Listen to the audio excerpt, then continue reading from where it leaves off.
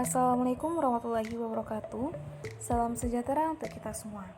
Yang terhormat kepada Bapak Firman Surya dan teman-teman semua. Saya sebagai perwakilan kelompok 6 izin untuk menampilkan hasil diskusi.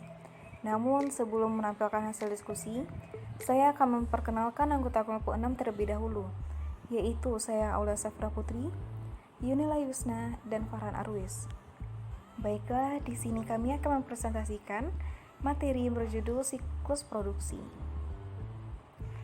Pembacaan materi pertama akan dibacakan oleh Yunila Yusna.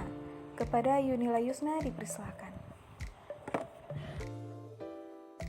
Assalamualaikum warahmatullahi wabarakatuh. Baiklah, saya Yunila Yusna akan menjelaskan materi pertama, yaitu tentang pengertian siklus produksi.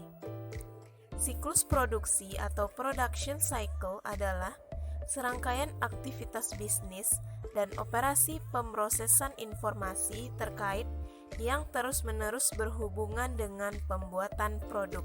Tujuan siklus produksi. Tujuan dari siklus produksi yaitu A. Semua produksi dan perolehan aktiva tetap diotorisasi dengan baik. B. Persediaan barang dalam proses dan aktiva tetap dijaga keamanannya.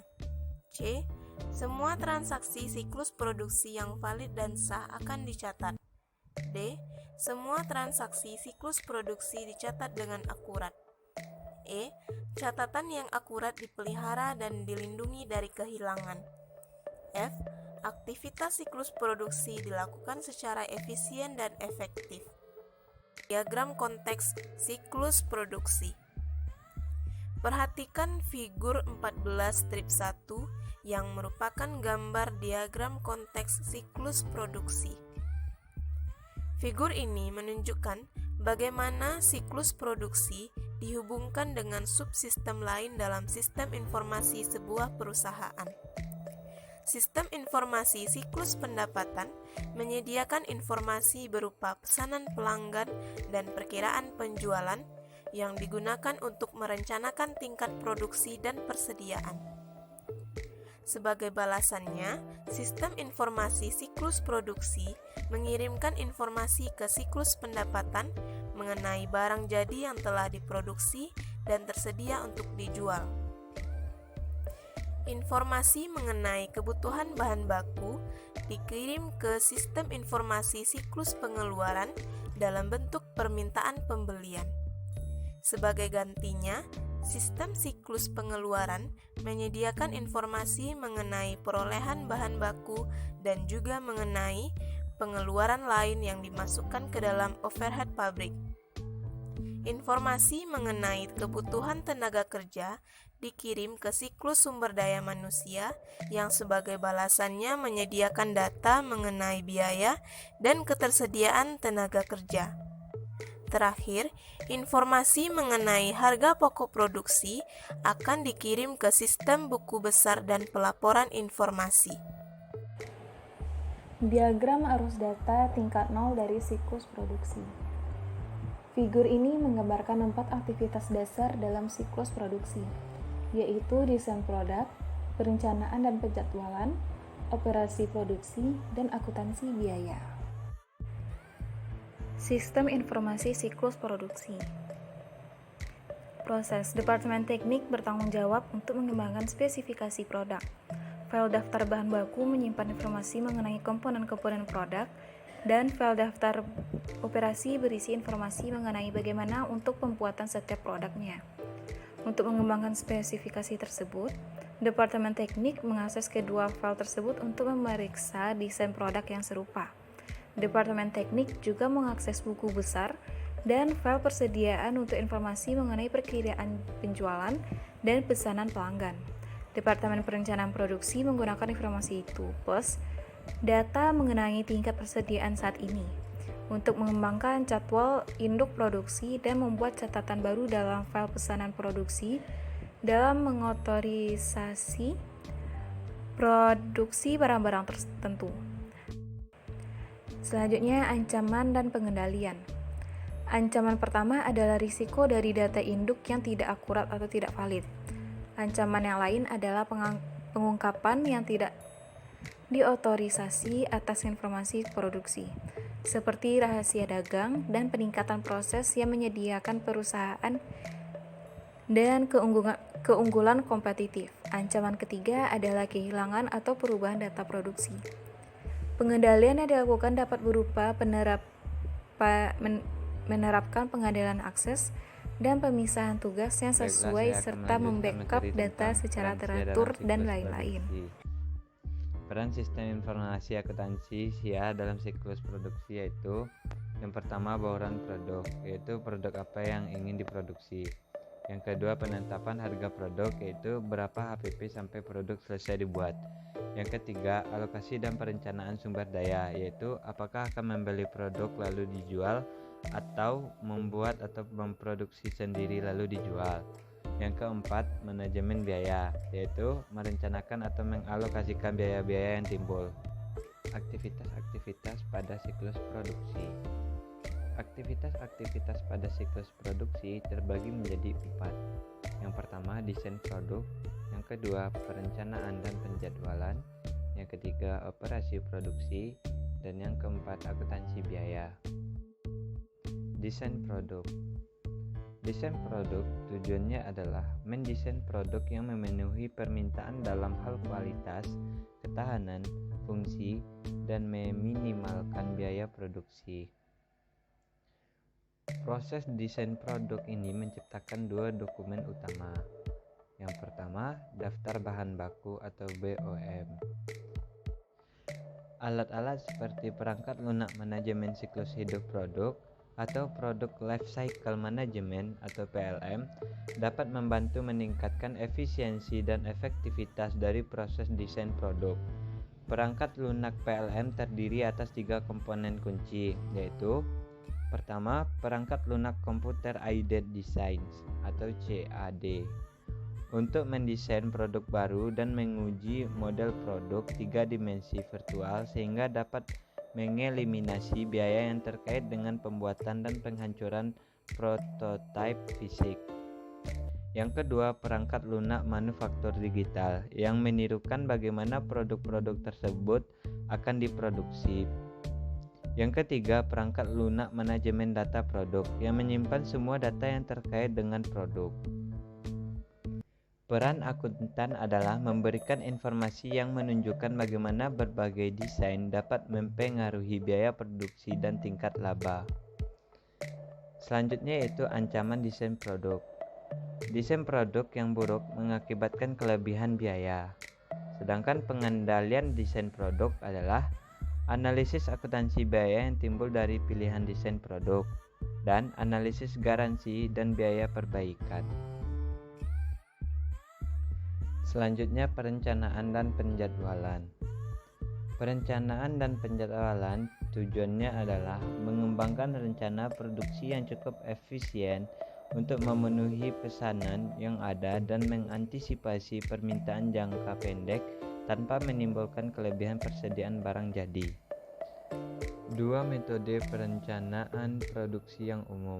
Yang pertama, perencanaan sumber daya atau Manufacturing Resource Planning atau MRP2 adalah perpanjangan dari perencanaan sumber daya bahan baku yang berupaya untuk menyeimbangkan kapasitas produksi yang ada dengan kebutuhan bahan baku untuk memenuhi permintaan penjualan yang diperkirakan. Yang kedua yaitu sistem produksi ramping atau Lean Manufacturing adalah metode dengan memperpanjang prinsip-prinsip sistem persediaan just in time untuk seluruh proses produksi dan untuk meminimalkan atau mengeliminasi persediaan bahan baku, barang dalam proses, dan barang jadi. Dokumen yang digunakan dalam perencanaan produksi. Yang pertama yaitu Jadwal Induk Produksi atau MPS yang menentukan seberapa banyak tiap-tiap produk untuk diproduksi selama periode perencanaan dan ketika produksi tersebut harus jadi. Yang kedua yaitu permintaan bahan baku atau Material Requisition, yaitu mengotorisasi penghapusan kuantitas yang diperlukan bahan baku dari ruang penyimpan ke lokasi pabrik di mana bahan baku tersebut akan digunakan. Yang ketiga yaitu kartu perpindahan atau move ticket yang mengidentifikasi bagian yang ditransfer, lokasi di mana bagian tersebut ditransfer, dan waktu transfer. Ancaman dari perencanaan dan penjadwalan yaitu kelebihan dan di bawah target.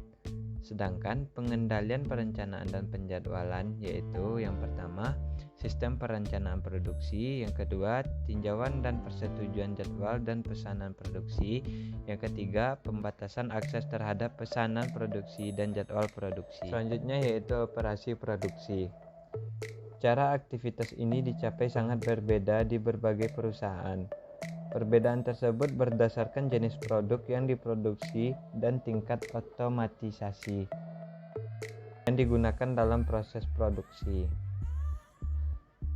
Computer Integrated Manufacturing atau CIM merupakan penggunaan TI dalam proses produksi yang dikendalikan oleh komputer, atau sebuah pendekatan manufaktur dengan banyak proses manufaktur dijalankan dan diawasi dengan peralatan terkomputerisasi, sebagian melalui penggunaan robot dan pengumpulan data real-time dari aktivitas manufaktur. Setiap perusahaan membutuhkan data mengenai 4 segi berikut ini dari operasi produksinya.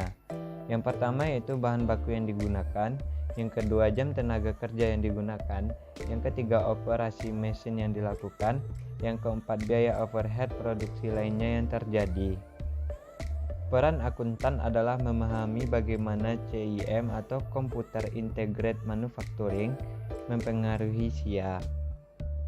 Ancaman dari operasi produksi yang pertama yaitu pencurian, persediaan dan aktiva tetap, yang kedua kinerja yang buruk, yang ketiga gangguan operasi, yang keempat kehilangan persediaan atau aktiva tetap dikarenakan kebakaran atau bencana lainnya. Sedangkan pengendaliannya yaitu yang pertama pengendalian akses fisik, yang kedua pelatihan dan laporan kinerja, yang ketiga bencana pemulihan bencana atau backup, yang keempat pengamanan fisik dan asuransi, dan yang terakhir yaitu akuntansi biaya. Ada 3 tujuan utama sistem akuntansi biaya. Yang pertama, menyediakan informasi untuk perencanaan, pengendalian, dan pengevaluasian kinerja operasi produksi. Yang kedua, menyediakan data biaya yang akurat mengenai produk. Yang ketiga, mengumpulkan dan memproses informasi yang digunakan untuk menghitung nilai-nilai persediaan dan harga pokok penjualan. Proses informasi. Yang pertama yaitu data penggunaan bahan baku. Ketika produksi dimulai, penerbitan permintaan bahan baku memicu debit barang dalam proses untuk bahan baku yang dikirim ke produksi.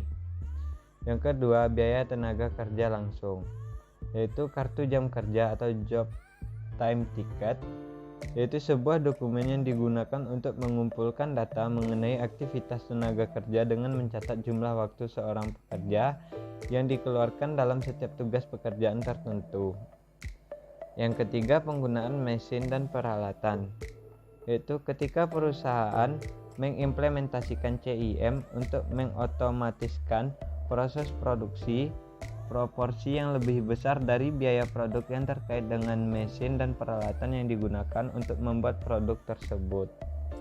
Yang keempat yaitu biaya overhead pabrik, yaitu seluruh biaya manufaktur yang secara ekonomis tidak layak untuk melacak langsung terhadap pekerjaan atau proses tertentu.